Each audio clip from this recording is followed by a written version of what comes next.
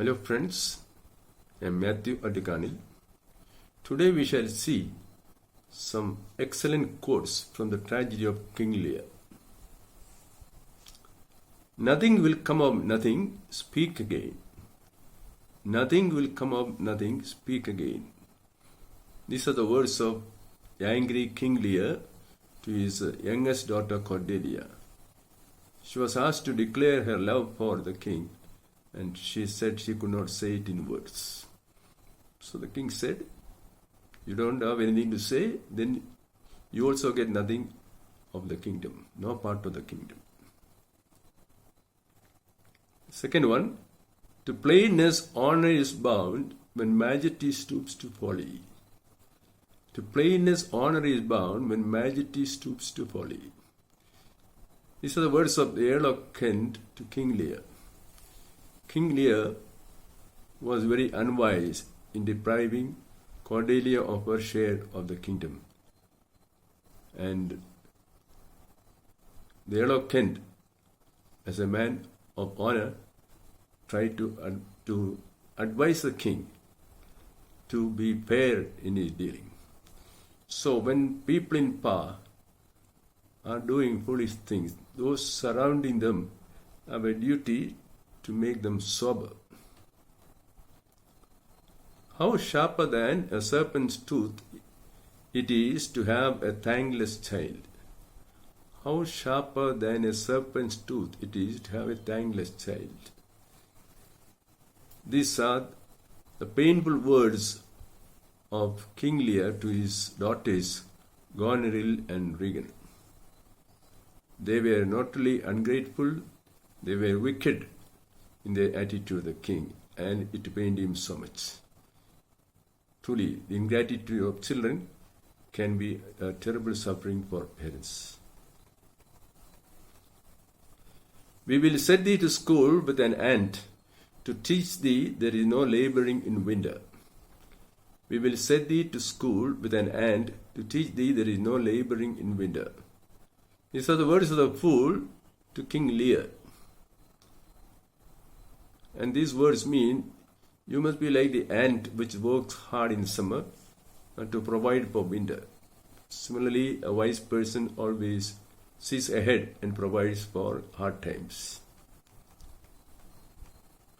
Those wicked creatures yet do look so well favored when others are more wicked. Those wicked creatures yet do look well favored when others are more wicked. This is a comparison between the witches in King Lear to the two elder daughters of King Lear, who were more terrible than the witches. So when something more terrible is there, something that is terrible is more acceptable. Oh, sir, to willful men, the injuries they themselves procure must be their schoolmasters. Oh, sir, to willful men, the injuries they themselves procure must be their schoolmasters. These are the words of Regan, King Lear's daughter, to the Earl of Gloucester.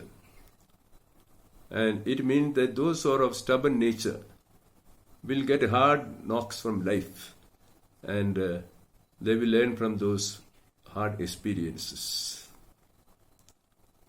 I am a man more sinned against than sinning. Very poignant words of King Lear, assessing his own life and his sufferings as compared to his acts of indiscretion. And he said, people are wrong to him more compared to the wrongs he has done to others. I am more sinned against than sinning. This is what people always think when they are having suffering, that they are wronged by others. As flies and wanton boys are we to the gods. They kill us for their sport. As flies to wanton boys are we to the gods. They kill us for their sport. These are the bitter words of Gloucester to his faithful son Edgar. The pagan gods are whimsical. They can be playful like thoughtless boys, who do wicked acts to flies. So, humans can be playthings of the gods in pagan mythology. Where all the latest suns I could not see. Where all the latest suns I could not see. So the pitiful words of King Lear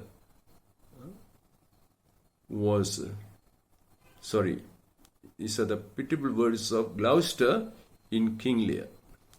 He was blinded, and to a blind man offering him very bright light is of no use because he is blind.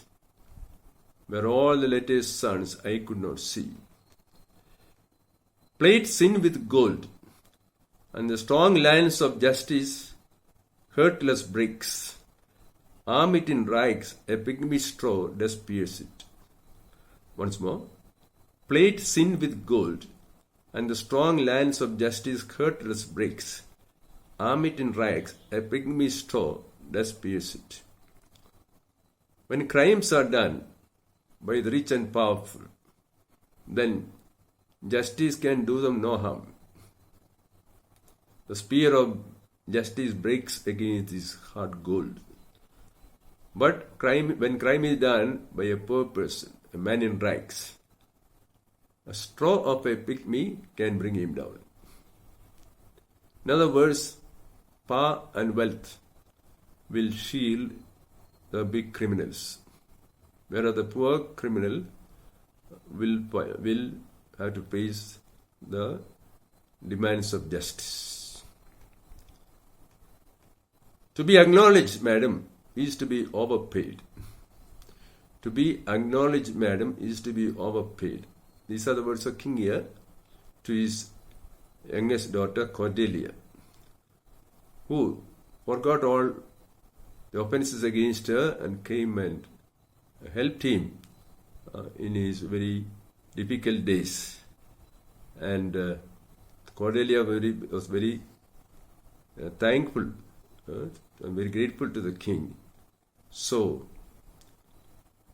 the king said, to be acknowledged is itself a great reward. There is no need of any material reward when you are acknowledged. Next one, thou art a soul in bliss, but I am bound upon a wheel of fire. Thou art a soul in bliss, but I am bound to a wheel of fire. The terrible words of angst of King Lear to his daughter. There's a sharp contrast between the characters of King Lear and Cordelia. Cordelia is such a loving, innocent, blissful character. She is a soul in bliss. But King Lear is stretched out on the rack, on the wheel of fire. If you have a poison for me, I will drink it. I know you do not love me. If you have poison for me, I will drink it. I know you do not love me. King Lear is desperate. He has greatly misunderstood his youngest daughter Cordelia, and he feels unworthy of love. So when you feel you are not lovable at all, you are desperate, you are ready to die even drinking poison. The last one, upon such sacrifice, my Cordelia, the gods themselves throw incense. Upon such sacrifice, my Cordelia, the gods themselves throw incense. Sublime words from King Lear to his very loving and forgiving daughter. She made such great sacrifices on his behalf, and she was ready to do anything for him. Such a sacrificing spirit is so acceptable before God that the gods themselves will throw incense to honor such a person. That's a beautiful ending to this string of quotations. The last one about Cordelia. Upon such sacrifices, my Cordelia, the gods themselves throw incense. Friends, If you like this video, please subscribe. See you another time. Bye.